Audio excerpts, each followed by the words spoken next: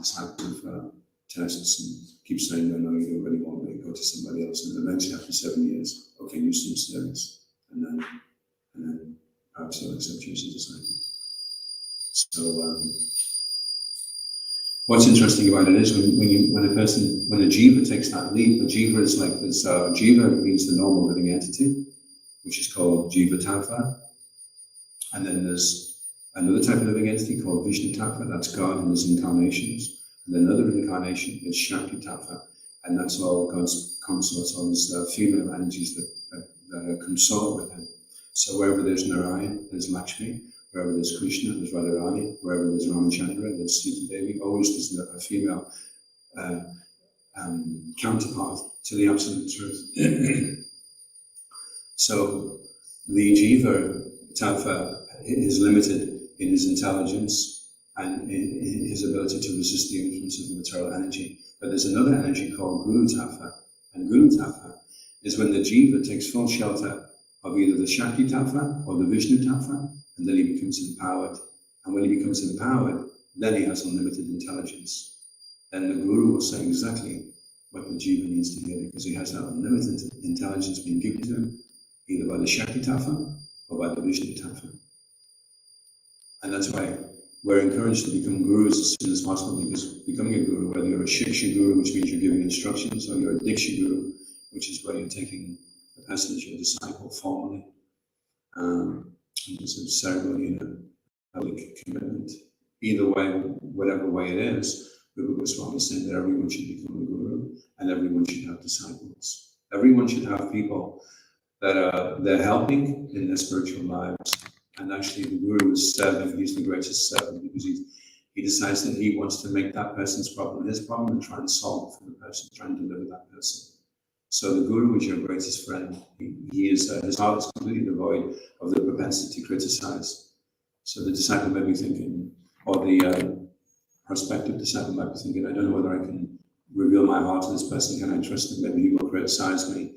Maybe he will look at me in a negative way. So a guru is somebody that can instill faith, and the jiva feels, no, I can go to this person, and I feel like he's got my back. I feel like he has my best interests at heart. I feel like he can reveal everything to him. In fact, he'll look up to me. He'll think how glorious it is that the living entity is. How glorious it is that the living entity is now finally turning around and taking shelter. Any questions or comments? Yes, Pip. Hi Krishna, thank you very much. Just first like to reflect on the sentence I heard in the purport, which is one should never consider the acharya as a normal personality. Yeah. And I just think that's very nice. But I wondered if you could expand on what this word means, acharya. Acharya is like a spiritual master. Acharya means one who sets the example. He walks the talk. He's not just saying everything and firing out loads of slokas, but he's by his example. Generally, with an acharya, one of the best ways of testing if someone is an acharya is by measuring them over a long period of time. And if over a long period of time they're steady in their service, then you know that somebody is setting an example. Maybe not a world acharya, but to some degree or another, we're all setting an example. And we have to be thinking all the time as well, how do I look to everybody else? Am I setting a good example by the way I behave? And when you feel like you are always behaving in a way which is setting a good example, then to one degree or another, you're an acharya, or an acharya in progress anyway. And the verse being referred to here, I think, is Tristais Svabhava Janate Vapasasta Doshana Prakritatami Bhakta Janajya Pajya Gangangasam Nakulabud Badafena Panki Brahmadravatam Abhagach Niradama. That's Rupa Goswami in the 6th text of Nectar of Instructions, saying that we have to dispense with how we look at a person mundanely and think, well, he's not very expert. Like Govinda Maharaj was saying when he first saw Srila Prabhupada, he'd heard that Prabhupada was perfect and he was pure, and Prabhupada had glasses on. And he was thinking, well, why is he wearing glasses? He shouldn't have to wear glasses. So we have this mundane idea that being perfect means you're like Superman, You wear your Brahman underpants over your dhoti and you go flying around everywhere and saving people and jumping over buildings. And, oh, well, he's definitely perfect. But that's not what... and so Prabhupada in the purport, he explains that we can understand the devotee by his devotional service. That's how we recognize, not by how he's wearing his dhoti, or how big his seeker is, or whether he's wearing glasses. These are all like mundane. So if we carry that in, if we come out of the material world with all these mundane ideas of what we think a saintly person should be, and we bring that into a society of people that are very elevated and are very saintly, then we're going to get ourselves into hot water. So Rupa Goswami is explaining that. Be very careful. You know, Krishneti is Giritam Manashadreta.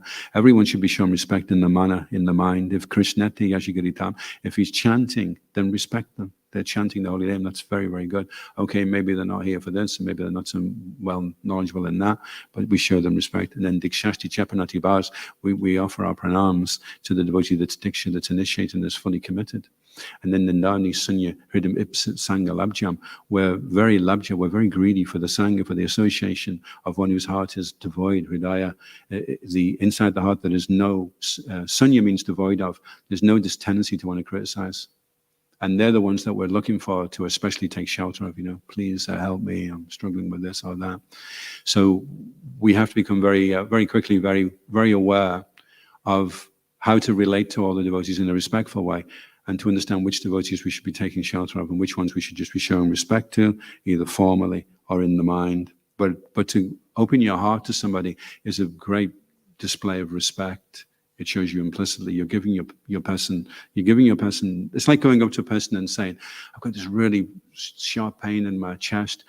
Could you just do a quick surgery on me? And you flop onto the floor and throw a scalpel and say, just make it a quick one. No, you wouldn't do that. You'd want to find someone that was trained, make sure he's washed his hands first. He's done plenty of heart operations before. Check him out. Okay. And then you go to him and you open your heart. So when you open your heart to somebody, then it's like such a deep show of respect. I'm going to put myself on the line now. I'm going to open up. I'm going to make myself so vulnerable. And I'm just hoping that you're not going to, you know, get a meat cleaver and go, yeah. But you're going to be very careful and very precise. And it's going to be helpful for me. You know, I'm going to go away from that and I'm going to feel better for it, you know. So that is an art, actually. It is an art. It does take time. I mean, the best thing is just to be respectful to everyone at first and be very careful who you reveal your mind to. And then when you become a little bit more able to, when you can feel the ground and you're a bit more familiar with the territory, then you can go into that level of... and it's a living exchange. Tadati pratiginity, guya makaji prachiti bongtai bochai chivas, sadvidin pratilakshanam. Says the 6 living exchanges, giving and offering gifts, offering food, receiving food, opening your heart, and hearing from others. Empathic listening, you know, just being able to hear without judging. Put aside. They say that when you're hearing someone and you're judging them, you're not hearing them. You're hearing yourself. That's all you're hearing. You're hearing your judgment of them. You're not hearing them. So you have to be able to like switch off the judgment and just hear the person. Just let him say whatever he has to say, you know. Is that okay? Any other questions or comments?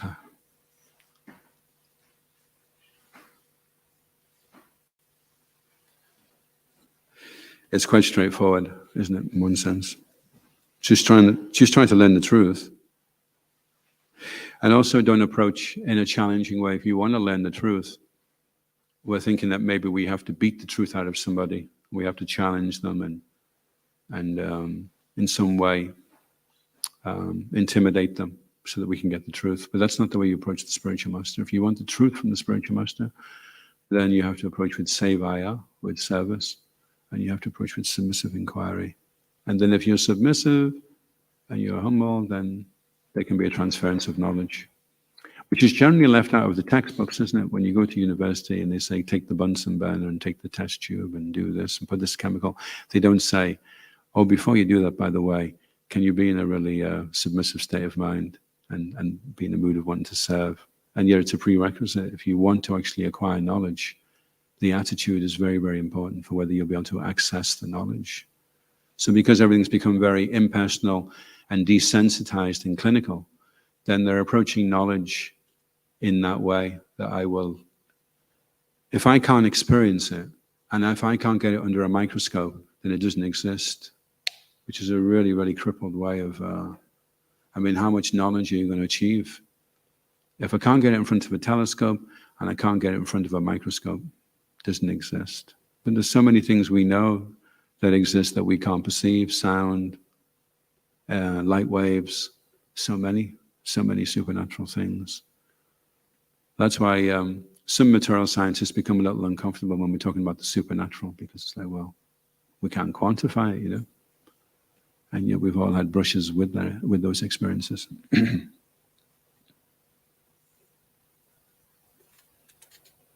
Yes, Bhagavatam Prabhu. Hare Krishna. So if one kind of realizes that one wasn't so much aligned with one's values, and there was some duplicity or hypocrisy, how to become reinstated and to again? Yeah. Do you want to say any examples or just a general principle? So the question is, if you find that you've acted out with your values, that you're aligned with your core values, and suddenly you realize, whoops, I shouldn't have said that, I shouldn't have done that, what do I do now? How do I retrace my steps? So that's why it's always handy if you're humble. It's always handy. It's a handy thing to be, actually, being humble. Because if you're humble and you make a mistake, it's not such a big problem. You don't have to try and cover it up. That's called a mistake of the mind. You made a misjudgment, you made a miscalculation, so that's fine. But the problem is, if you don't want to be humble, and you decide you want to cover it up, or come up with a philosophy to justify it, then it becomes a mistake of the heart. We go from mistake of the mind to now a mistake of the heart. And mistake of the heart is more of a problem, actually. Mistake of the mind, yeah, we all make mistakes. To err is human. Whoops, sorry about that. You say whoops. The person says ouch, and you say whoops, and that's it over. Oops and ouch. That's the dialogue, one way or another. If it's ouch, and you don't say whoops, and then you come up with some reason why, and it's not your fault that they're saying ouch, it's their fault that they're saying ouch. It's got nothing to do with you, it's your problem. You're saying ouch. Nobody else has said ouch. There must be something wrong with you. Then it becomes a mistake of the heart. So yet we proactively are humble because we know that if we're not, then later on the false ego is going to cause problems. Our pride is going to try and deflect the blame and try and justify it to one degree or another. And then it starts becoming layer upon layer upon layer of complication. So that's why he's saying non-duplicious. Like Indra just immediately, okay, that was so bad. What did I just do? I'm crazy. And he makes the statement publicly, immediately, which they say is a sign of a great soul. When a great soul makes a mistake and he admits it immediately, that's a sign of his greatness. But if it takes a long time, and then eventually, okay. But he did it immediately. So interesting, isn't it, that you can make a mistake, but the mistake can also be to your glorification because of how you respond when you make the mistake. So the mistake isn't really the problem. The mistake is how you react. It's not what people do to you that hurts you, it's how you react. Or it's not what happens to you that hurts you, it's how you react to what happens to you that hurts you. So if you make mistakes and you're like, oh, sorry about that, that was crazy, I don't know why, which is what Indra's going to do. And that's why it's in the pages of the Bhagavatam, Okay, here is the best example of how to make a mistake and what to do straight afterward. That's what the whole pastime is, It could be called, the chapter could be called, What to Do When You Make a Mistake. So that's because it's the ideal example, Yes, Marianne. When these mistakes affect other people's lives? Yeah, if it affects other people, that's where communal living becomes very difficult because everything you're doing is affecting people. And yet it's humility and forgiving actually go together. You can't really be forgiving unless you're humble. So if somebody hurts you and you don't want to forgive them, then it's a sign of pride. So we were doing the forgiveness course last night, and I was just saying to the boys, this is my third time doing it now. And hopefully this time it'll work. It has worked to some degree, but forgiveness is a process which doesn't involve anybody else. It's like you could be looking at the program and thinking, "Oh, if I'm going to remember this and I'm going to tell this person," this really proud person, he needs to listen to this. He so needs to get his head into this. He's so, this is what he needs. And so you're doing the forgiveness course, but it's not for you. You're thinking of all the people that need to do this. But with the forgiveness course, the only person you're trying to change is yourself. You're going to try and become more forgiving, irrespective of the environment or whatever else is going on around you. You are going to be proactive, not reactive. So that's your two choices. Will I be proactive and follow my core values, or will I be reactive? And according to how people treat me, I will treat them. That was really horrible what you did to me. I'm going to be really horrible back to you. And I'm justified in doing it as much as horrible. In fact, because you've been horrible to me first, I'm going to be even more horrible back to you just to balance it up, because I didn't do it in the first place. I was innocent and you did do it to me. So that's really bad. So now I'm going to. So forgiveness is that you proactively decide, I don't care whether the person deserves it or not. I deserve it. I deserve to forgive him because I need to move on with my life. And this is going to stop me from doing it. It's going to hamper me. It's going to compromise me. It's going to dampen my enthusiasm. It's going to be a shadow hanging over me. Okay, I forgive him. I won't forget. I'll forgive him, but I don't condone it. I'm not going to go near that person ever again. I'm not going to trust that person ever again, but I forgive him and I'm moving on. And they say that one of the questions that came up in the forgiveness course, which is a really good question, the way he was asking, well, it's okay to forgive people when you can just get away from them. But what if you have to forgive people that you're with all the time, like your relatives, and they're there every day? And So Mahatma Prabhu explained, when you forgive somebody, when you truly forgive them because you understand why they did it. And you understand that you would have done the same thing if you were them. That's when you know you've forgiven. Up until then, you haven't really forgiven. And when you have forgiven them, then even if you're with the person every day after that, you don't have to forgive them anymore. All you have to do after that is tolerate them. Once you've forgiven them, it's like you understand, oh, that's why, okay, I can see it now. So because of the way he is, and because of the way he's been brought up, and because of the situation and his lack of experience, or because of his experience, therefore he's behaved, oh yeah, I get it, okay, I'm fine with that. I would have done the same. Then you've forgiven. And then after that, the person may not change, you may continue on doing the annoying things, but after that, you just have to tolerate them. We are in the material world, so What's that, sorry? we are living in the material world, so there are things that affect us materially, right? So, for example, some people's mistake affect. How can I say in English? You try and give me an example. Let's say some person makes a mistake or behave with you in a way. Which hurts you? Which hurts you? No, not in terms of feelings or emotions, but in terms of this affects your decisions in life. Your what in life? Your decisions. Your decisions. Like, for example, I'm gonna go to Spain because, what X situation. And then I'm there. So I paid for flights, I paid for accommodation, I paid for many things, and then things don't work out. So you're there. What do? Because of people's mistake. And then you have to rearrange everything. Okay. How do you do? What are your options? Yes. What are your options? Kill the person? Torture the person? What are your options? What are you going to do? Yeah, what am I going to do? That's it. So you look at your options, you decide, well, what are my options? What would I like to do? Maybe I would like to do, but it wouldn't be good. Maybe I shouldn't do, but it would be good. So how to see that? How to say, okay, what am I doing here that's just because I'm reacting? And what am I doing here because I'm proacting? Because I'm aligning with my values. What are my values?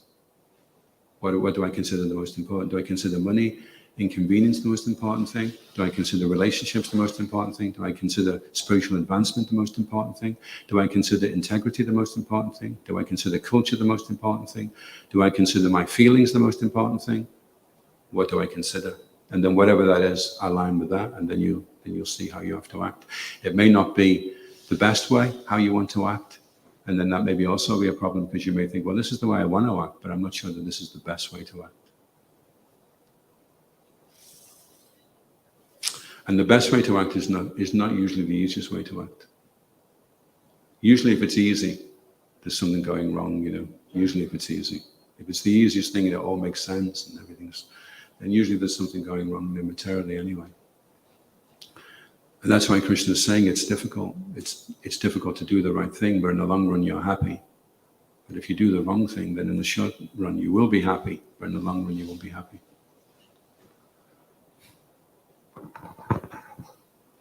Okay, I'll finish there if that's okay. Or do you want to ask a quick one? Yeah. I was just saying that Yeah.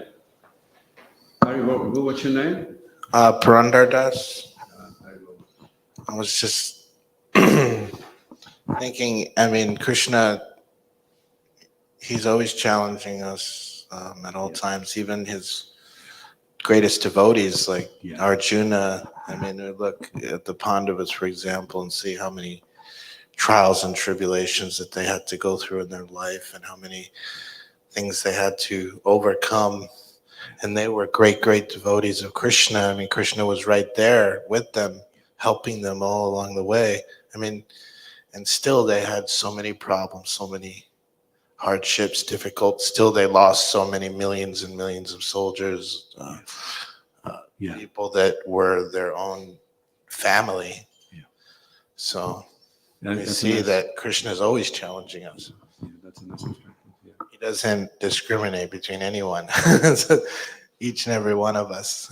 And if you look at it, came up the other week actually. Thank you very much for that. It came up in the Bhagavatam the other week that this personalities like Daksha that actually got the darshan of the Lord, they actually saw God. Now you'd think if you'd seen God, if I said, what was your japa like this morning? He said, it was amazing. Krishna actually, jumped off the altar and he was there with me. You'd think, well, that's it now, no more problems. But there's quite a few stories where straight after the darshan, like with the prachetas as well, they got themselves into really big trouble straight after. So straight away there's challenges. As soon as you're getting some special mercy, then there's going to be some special challenge there as well. Shishi Koranitai Mai Pashashi Ki Jai, Iskon Guruvinda Ki, Srila Prabhupada Ki Jai, Nitai Gaura Premanandi Haribo. I'm stopping a little bit early because there's one or two things we have to sort out, so apologies. But breakfast will be at 8:30 anyway. His Grace Adhoksaja Krishna Prabhu Ki. All of you Ki Jai.